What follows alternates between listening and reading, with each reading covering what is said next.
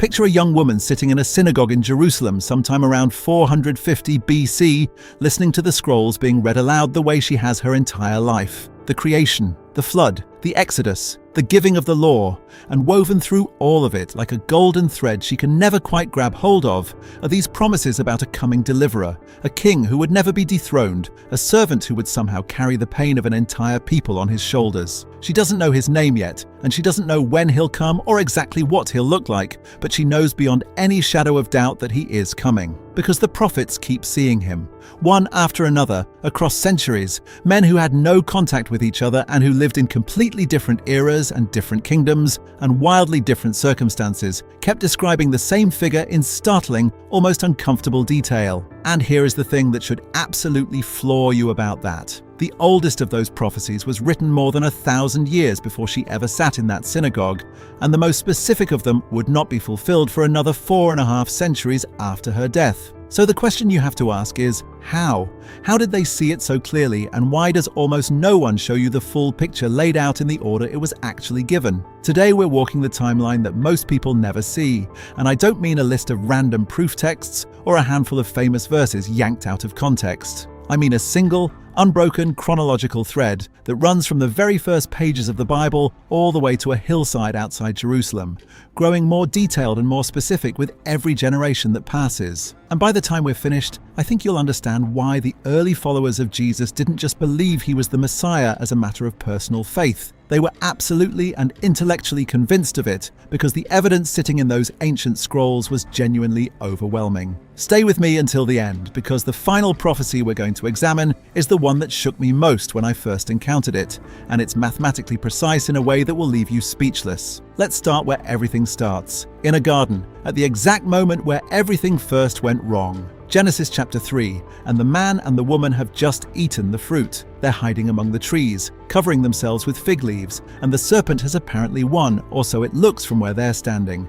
And then God speaks. He addresses the serpent directly, and right in the middle of pronouncing judgment on him, he says something absolutely stunning, something that most people read right past without fully registering what they've just seen. He tells the serpent that one day a descendant of the woman will crush his head, and the serpent will only manage to bruise his heel. That's it. That is the first prophecy in the entire Bible, and it's buried inside a curse. Theologians call it the proto-evangelium, which is just a fancy Latin phrase meaning the first gospel, because what God is actually saying in that moment is that the story isn't over. The enemy thinks he's won, but a deliverer is coming, and when he finally arrives, the victory will be permanent and complete. Now notice something strange about the wording here, because it matters more than it might initially seem. God says the deliverer will be the seed of the woman, not the seed of a man. In the ancient world, lineage was always, without exception, traced through the father, which makes this phrasing so unusual that careful readers across the centuries noticed it and kept coming back to it. Something different is being hinted at, a child whose origin will be unlike any child who came before or after. And then notice the nature of the conflict itself. The serpent strikes the heel, which is painful and costly, but ultimately not fatal. The deliverer crushes the head, which is a mortal wound that ends the enemy's power permanently. That is the entire arc of the Bible compressed into a single sentence, spoken by God at the very moment humanity fell, before a single chapter of history had even begun to unfold. From that point forward, the promise starts to narrow, like a river cutting through rock over centuries, becoming more defined and more specific with every generation that passes. By Genesis 12, God has taken that original promise and attached it to a specific man, Abraham, an elderly and childless nomad living in Mesopotamia who has absolutely no reason to expect what's coming. God tells him that through his line all the families of the earth will be blessed, and this is a significant expansion of the original promise because it's not just one nation or one tribe God is talking about. All of them. The deliverer who crushes the serpent will come through Abraham, and his arrival will change the entire world. Jump forward to Genesis 49, where Abraham's grandson Jacob is on his deathbed and gathers his 12 sons around him to speak a blessing over each one. When he reaches Judah, his fourth son, the tone suddenly shifts into something that feels distinctly royal. Jacob tells Judah that the scepter, the symbol of royal power and authority, will not depart from his line until the one comes to whom it truly and rightfully belongs, and to that one the peoples of the nations will give their full obedience. This is the first time a specific tribe has been identified as the line of the deliverer, And if you know your Bible at all, you already know that this is the tribe of King David, which tells you exactly where this thread is heading next. But before we get there, a pagan seer named Balaam makes a completely unexpected cameo in the book of Numbers. He's been hired by the king of Moab to curse Israel, and every single time he opens his mouth, blessings pour out instead of curses. In one of those oracles, he describes a vision of a future ruler, a star rising from Jacob and a scepter from Israel, someone who will hold royal authority over the nations. What makes this remarkable is that Balaam is a pagan, completely outside the covenant community, and even he sees the coming king clearly enough to describe him. Now we're in Deuteronomy, and Moses is giving his final speeches before Israel crosses the Jordan without him. Before he leaves, he tells the people something important. One day, God will raise up a prophet like himself from among their own people, and they need to listen to that prophet when he comes. Moses was the great mediator of the Old Covenant, the man who stood between a holy God and a frightened people, who performed signs and wonders and delivered the law and interceded when Israel rebelled. And he says someone like me is coming, but greater.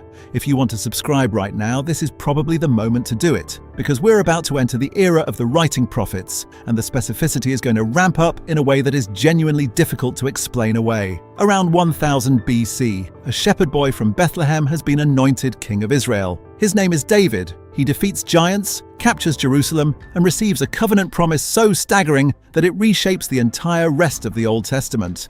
God tells David that one of his descendants will reign in a kingdom that has no end, that his throne will be established forever, and that this promise is unconditional. Solomon built the temple, but Solomon died. His kingdom split and his descendants reigned, some faithfully and many disastrously, until the Babylonians came and burned Jerusalem to the ground, and the Davidic dynasty appeared to be finished. But the prophets refused to release the promise because God had said forever, and they had learned to take that word seriously. That is exactly where Isaiah enters the story. Isaiah prophesied in the 8th century BC, roughly 700 years before the birth of Jesus, and God gave him visions of the coming deliverer that spanned the full range of his identity in a way that left even the wisest rabbinic scholars scratching their heads for centuries, trying to figure out how all the pieces could belong to the same person. In Isaiah 7:14, he tells the people that God himself will give them a sign, that a young woman will conceive and bear a son, and his name will be Emmanuel, which means God with us. When the Jewish scholars translated the Hebrew scriptures into Greek around 250 BC, they chose the Greek word for virgin when they rendered this passage, understanding that it was pointing towards something beyond the ordinary course of nature, and they did this nearly 3 full centuries before Jesus was born in Bethlehem. But that's really just the opening of Isaiah's contribution to this timeline, because in chapter 9 he writes that a child will be born and a son will be given, and this child will carry a set of titles that should make your breath catch in your throat. Wonderful Counselor, Mighty God, Everlasting Father, Prince of Peace. He will reign on David's throne, and of the increase of his government and his peace there will simply be no end. Read those titles again, slowly. Mighty God, Everlasting Father. Isaiah is not describing even the greatest human king who ever lived. He is describing someone who is simultaneously a human descendant of David and fully divine. And he wrote that 7 centuries before anyone had heard of Bethlehem. Then come the servant songs, 4 poetic passages scattered across Isaiah 40 through 53 that describe a mysterious figure who will accomplish God's redemptive purposes not through military conquest, but through suffering and death. The rabbis of Jesus' day genuinely struggled to reconcile this figure with the conquering king of Isaiah 9, and some of them concluded there must simply be 2 different messiahs because they couldn't find any other way to hold both portraits together. Isaiah 53 is where the timeline reaches its most extraordinary single moment. Read these words and keep in mind that they were composed approximately 700 years before the events of Good Friday. He was despised and rejected by men, a man of sorrows and acquainted with grief. He was pierced for our transgressions and crushed for our iniquities, and the punishment that brought us peace was placed on him, and by his wounds we are healed. Later in the same chapter, he was led like a lamb to the slaughter, and he did not open his mouth. His grave was assigned among the wicked, but he was with the rich at his death. He would die alongside criminals and be buried in a wealthy man's tomb. He would remain silent before his accusers. He would carry the sins of many. 700 years before the events of Good Friday, Isaiah was watching it happen in a vision. Now let me introduce you to Isaiah's contemporary, a prophet named Micah, whose contribution to the timeline is a single precise geographical detail that becomes extraordinarily significant later. Micah 5:2 names Bethlehem, a small village in Judah almost too insignificant to appear on a map. as the birthplace of a ruler whose origins stretch back into eternity. When the wise men arrived in Jerusalem asking where the King of the Jews had been born, the religious leaders didn't have to search their memories. They went straight to Micah and quoted the verse from memory. 7 centuries of knowing exactly where to look, and still they stayed in Jerusalem while foreigners traveled to worship the child. Let's move forward about 100 years to the fall of Jerusalem, where a prophet named Jeremiah watches the city burn and writes through tears about a promise that will take centuries to unfold. God is going to do something entirely new, Jeremiah says. Not a patched-up version of the Old Covenant, but something fundamentally different. A new covenant written not on tablets of stone, but on human hearts, based not on perfect human obedience, but on complete divine forgiveness, where God says he will remember their sins no more. This is the covenant that Jesus announced at the Last Supper, when he held up a cup of wine and told his disciples it was the blood of the new covenant poured out for many for the forgiveness of sins. The language is nearly identical, separated by 7 centuries, one the announcement and one the fulfillment. Now we come to the prophecy that tends to stop people completely in their tracks, the one I promised you at the beginning. We're in Babylon around 539 BC, and a Jewish man named Daniel, who has served in the Babylonian court for decades, receives a visit from the angel Gabriel during prayer. Gabriel delivers what scholars call the prophecy of the 70 weeks, and it works like this. God tells Daniel that a specific period of time, 70 weeks of years, meaning 490 years, has been determined for the Jewish people, and at the conclusion of that period, the Messiah will arrive. Then, after a further interval, the Messiah will be cut off, which in the Hebrew idiom means killed, and not for himself. The starting clock, Gabriel explains, begins with a decree to restore and rebuild Jerusalem, and most conservative historians identify the decree issued by the Persian king Artaxerxes to Nehemiah around 445 BC as that triggering event. From that date, calculating 483 years using the 360-day prophetic year standard in the ancient Near East, you arrive precisely in the window of Jesus' public ministry. Some scholars have pressed the mathematics even further, and Sir Robert Anderson's famous calculation using the exact date of Artaxerxes' decree arrives at a figure corresponding to the day Jesus rode into Jerusalem on a donkey, exactly as Zechariah 9:9 had predicted 5 centuries earlier. That's worth sitting with for a moment. Daniel saw the countdown from Babylon. Zechariah confirmed the specific mode of entry. Both of them wrote centuries before the morning Jesus crested the Mount of Olives, and the crowd began laying their cloaks on the road beneath him. If you've been watching this and your entire understanding of the Old Testament is being reorganized in real time, please share this video with someone who needs to see it, because we're approaching the end of the timeline, and the final pieces are the ones that stayed with me longest. Zechariah, writing around 500 BC, adds 3 more specific threads to the tapestry. Beyond the triumphal entry on the donkey, he describes a symbolic act involving 30 pieces of silver, the price of a slave under Mosaic law, which ends with the money being thrown to the potter. 5 centuries later, Judas accepted exactly 30 pieces of silver to betray Jesus, and when he tried to return the money in remorse, the chief priests refused to put it back in the temple treasury and used it instead to buy a potter's field. Matthew quietly notes that this happened to fulfill what had been spoken through the prophet Zechariah. And then in Zechariah 12:10, God speaks directly in the first person and says something that the greatest minds of ancient Judaism could not fully unpack. They will look on me, the one they have pierced, and mourn for him as one mourns for an only child. God is speaking, and God says he will be pierced. The divine shepherd, Yahweh himself, will be run through by the very people who should have recognized him. John's Gospel quotes this verse directly when describing the moment a Roman soldier drove a spear into Jesus' side after the crucifixion. The final prophet of the Old Testament is Malachi, writing around 430 BC, and his last words before 400 years of prophetic silence are a promise that God will send a messenger to prepare the way, and then the Lord himself will suddenly come to his temple, the forerunner and the Lord, the one who clears the road and the one who walks it. When Jesus was asked about John the Baptist, he quoted Malachi directly and told the crowd that this was the messenger the prophet had described, the one sent ahead to prepare the way. Before we close, I want to spend a moment on the Psalms because David, writing 1,000 years before Christ, described the crucifixion in language so physical and specific that it's almost difficult to read. Psalm 22 opens with the exact words Jesus cried from the cross, my God, why have you forsaken me?"